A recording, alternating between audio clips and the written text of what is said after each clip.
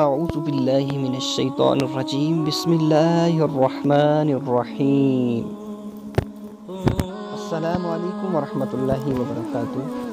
امید کرتا ہوں کہ اللہ کی فضل کرم اور شکر کے ساتھ میرے تمام احباب ذی وقار خیر و عافیت کے ساتھ ہوں گے، اور دعا ہے کہ اللہ سب پہ اپنا خاص فضل و کرم نازل فرمائے۔ جی ناظرین، ماہ رمضان المبارک کا بابرکت مہینہ جا رہا ہے، اور ماہ رمضان بڑی برکتوں بڑی عظمتوں والا مہینہ ہے، اور ماہ رمضان کی شب قدر کی رات آنے والی ہے۔ اور یہ شب قدر جس کے بارے میں حضور صلی اللہ تعالیٰ علیہ وسلم نے فرمایا کہ اس کو ماہ رمضان کے آخری عشرے کی تاک راتوں میں اس کو تلاش کرو۔ بڑی برکتوں بڑی عظمتوں اور بڑی فضیلتوں والی رات ہے۔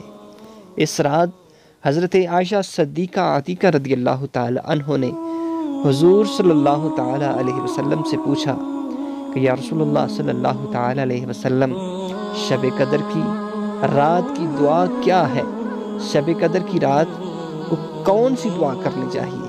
تو میرے کریم نبی صلی اللہ تعالی علیہ وسلم نے ارشاد فرمایا کہ شب قدر کی رات اللہم انکا عفو تحب العفو فاعف عنی، اس دعا کو آپ نے کثرت کے ساتھ شب قدر کی جو تاک راتیں ہیں، ماہ رمضان کی جو تاک راتیں ہیں، ان راتوں میں اس دعا کو آپ نے ضرور کثرت کے ساتھ پڑھنا ہے۔ سکرین کے اوپر بھی آپ کو نظر آ رہی ہے، اللہم انکا عفو تحب العفو فاعف عنی۔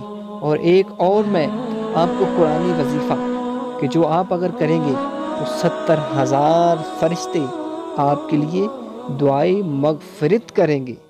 وہ کون سا قرآنی وظیفہ ہے کہ آپ نے شب قدر کی رات، لیلۃ القدر کی رات ایک چھوٹا سا عمل کرنا ہے۔ آپ نے 7 مرتبہ سورہ قدر کو پڑھ لینا ہے، 7 مرتبہ اول و آخر، 3 مرتبہ درود شریف کو پڑھیں، اور 7 مرتبہ انا انزلناہ فی لیلۃ القدر، اس سورت کو 7 مرتبہ پڑھ لیں۔ انشاءاللہ بفضل خدا 70,000 فرشتے آپ کے لیے دعائے مغفرت کریں گے۔